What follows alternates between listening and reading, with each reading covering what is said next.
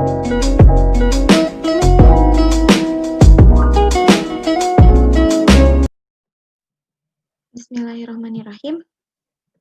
Assalamualaikum warahmatullahi wabarakatuh. Nama saya Zahda Rasid. Di sini saya akan memulai presentasi dari hasil praktikum yang sudah kita lakukan mengenai isolasi DNA.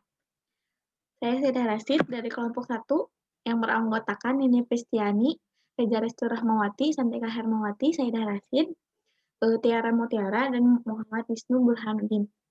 Adapun untuk presentasi ini akan dibacakan oleh saya sendiri, Santika Hermawati, dan Tia Mutiara. Sisanya ikut andil dalam pembuatan PowerPoint ini. Dasar teori. Isolasi DNA merupakan teknik dalam ilmu biologi dan sel molekuler.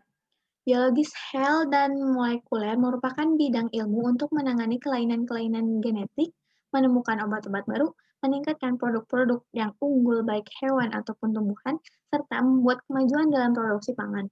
Melalui isolasi DNA, kita dapat memperoleh DNA murni, yaitu tanpa protein ataupun RNA dari suatu sel dalam jaringan. DNA murni yang sudah diperoleh dapat digunakan sebagai bahan pengayaan pokok bahasan sel, yaitu DNA berada di sel hewan maupun tumbuhan sebagai kajian genetika bahwa gen merupakan bagian dari DNA atau terdapat sebagian lokus-lokus yang berfungsi untuk mengontrol perkembangan fisik atau maupun perilaku dari setiap makhluk hidup. Sebagai kajian bioteknologi yang jika dikaji lebih lanjut, salah satu manfaatnya yaitu sebagai tanaman transgenik. Yang selanjutnya akan dilanjutkan oleh Santika.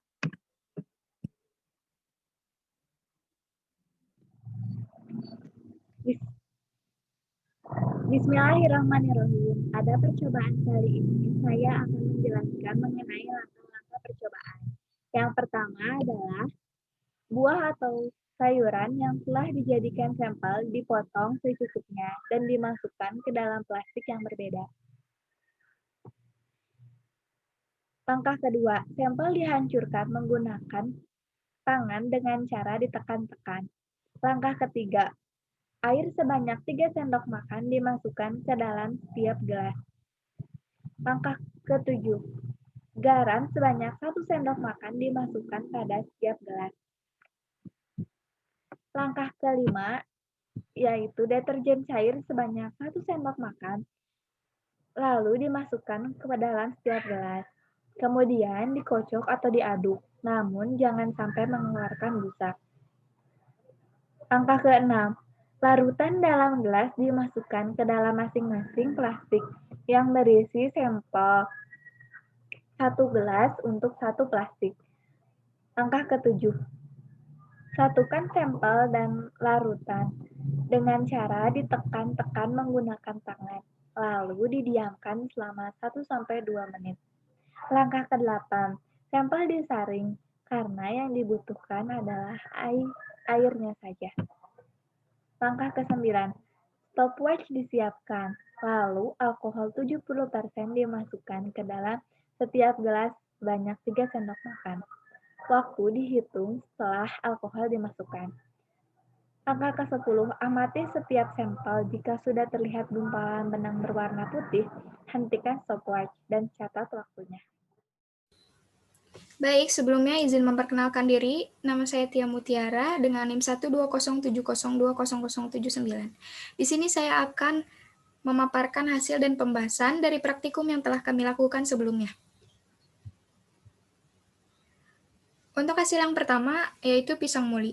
Pisang muli sendiri ini membutuhkan waktu 4 menit, 30 detik hingga benang-benang DNA dapat terlihat dan mengapung di atas permukaan dan membentuk gumpalan seperti awan. Sedangkan untuk pisang kapas sendiri membutuhkan waktu 3 menit 41 detik.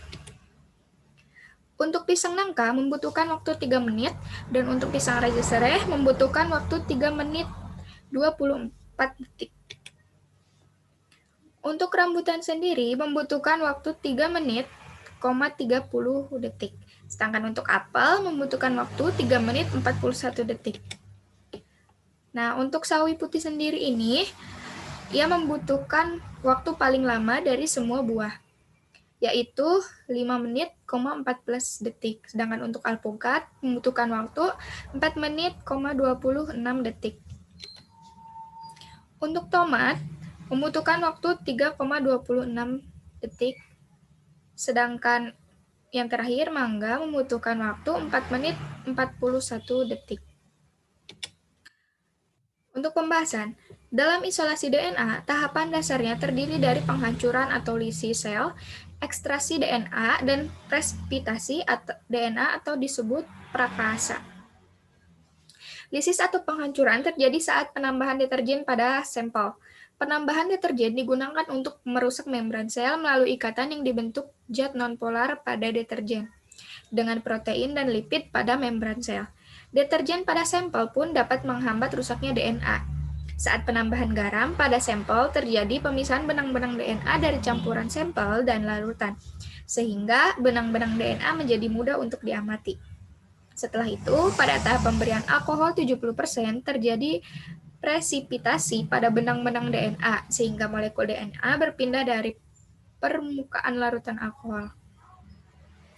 Dari percobaan, tidak diperoleh DNA murni, melainkan hanya DNA kasar atau benang-benang halus, atau disebut juga supernatan, dalam jumlah sedikit serta endapan putih yang terlihat. Presipitor DNA terlihat seperti serabut putih yang terkumpul di atas larutan karena massa jenis air. Dari buah dan sayur tersebut, DNA kasar yang paling terlihat ada pada buah pisang. Hal itu terjadi akibat kandungan air pada buah tersebut lebih sedikit dari buah dan sayur yang lainnya, sehingga ekstrak DNA kasar yang dihasilkan lebih banyak. Buah berkadar air tinggi menghasilkan anisolat berbeda dengan kadar air rendah. Makin tinggi air, maka sel yang larut semakin sedikit, sehingga DNA yang terpresipitasi sedikit. Hasil isolasi DNA dapat dilihat pada gambar-gambar sebelumnya. Pada setiap gambar tampak gumpalan atau kumpulan berwarna putih berupa benang-benang yang muncul pada permukaan, sedangkan endapan di bagian bawah merupakan protein, lipid, dan membran sel yang lisis. Sekian presentasi yang dapat kami sampaikan. Mohon maaf apabila banyak sekali kekurangan dan kesalahan dalam penyampaiannya. Sekian, wabillahi taufiq wal hidayah. Wassalamualaikum warahmatullahi wabarakatuh.